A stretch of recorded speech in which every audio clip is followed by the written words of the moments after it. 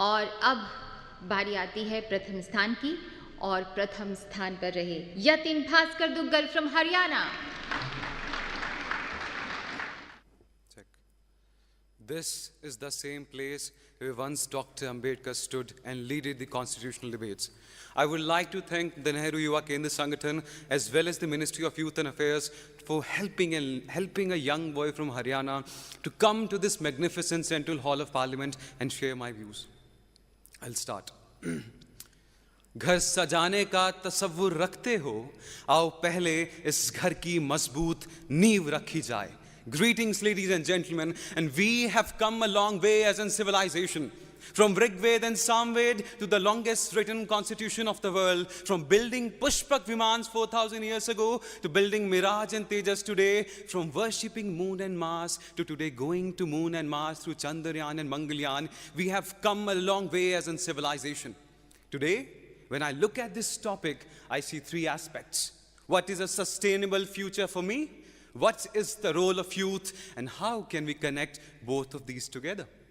Ecologically, ladies and gentlemen, the West has just started to learn the concept of living in harmony with nature. But as a civilization, we have been worshipping trees and eating on banana leaves for centuries. Today, as young people, it is important for us to take small steps. For example, today as youngsters, when rather than buying a 2500cc bike, we buy a 2500 rupees bicycle for a local travel. When you put that piece of plastic in the drain, and when as a civilization we understand the concept that nature has enough for your need, but not for your greed, will lead to an ecologically sustained nation. And when we have the resources, will lead towards a sustainable society, ladies and gentlemen. Today, we need to build a society that is sustainable and inclusive. It should include the doctors, it should include the soldiers, as well as the sweepers who clean this nation. Today, as we have surpassed China in terms of population, it becomes inevitable that we make educational and health infrastructure to sustain that population. And I would like to ask the youth of this nation, in order to become socially sustainable, we need to enforce and increase our employment avenues. Why should, as young people, we should only dream about becoming IAS officers, doctors, and engineers in this nation of Mahatma Gandhi and vocational education? Why cannot I dream a nation in which through vocational education, a young Dalit boy from Gujarat becomes the leading shoemaker of the world? Why cannot I dream of a nation when a barber from Tamil Nadu becomes the hairstylist of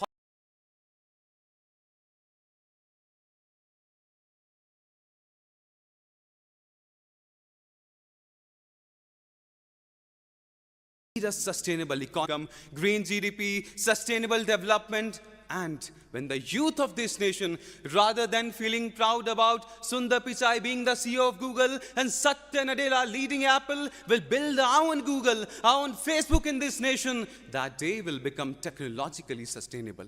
But ladies and gentlemen, all these three avenues are incomplete without a political structure that's unsustainable. That is why I believe that today, along with National Youth Parliament, we also need youth in the parliament to provide educational avenues and even innovative policies for our youth.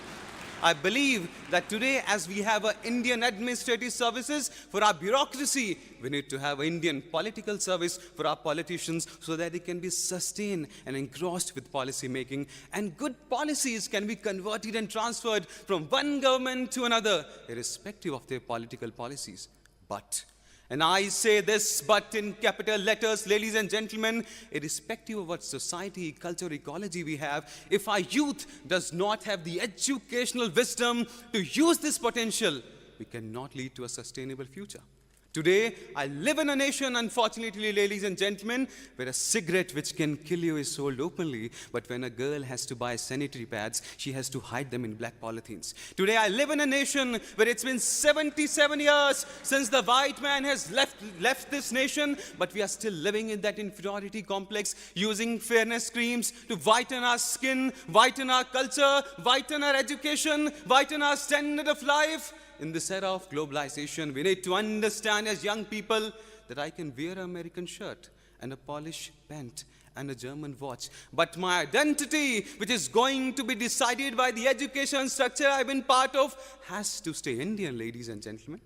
And by inculcating all these avenues, when we'll have a society that has educated individuals, but that needs to be added with another important point, and that is mental health should become an important part of our curriculum. Dear politicians, dear students, dear judges, today in this era of social media, where we feel more connected than ever, we have become most isolated.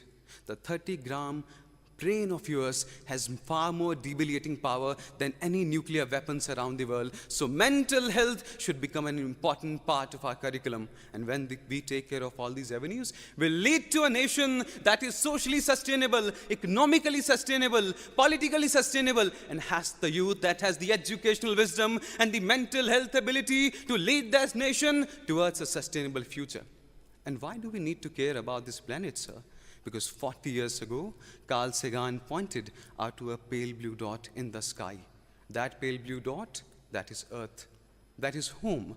That is where everyone that you have loved or will loved has left. That is where Leonardo da Vinci dreamed about Mona Lisa. That is where man dreamed about stepping onto the moon. That is where Buddha gave his sermon. And Ram went on a 14-year journey. I believe from dusk to dawn, this earth is all we own. Let's protect it as if it's our own. And to conclude, this sustainable future is incomplete without the efforts of 1.45 billion Indians, as Dr. Abdul Kalam once rightly articulated, that great nations are not made by handsome people, but by those who can give their hands to some who require that. Thank you. Jai Hind.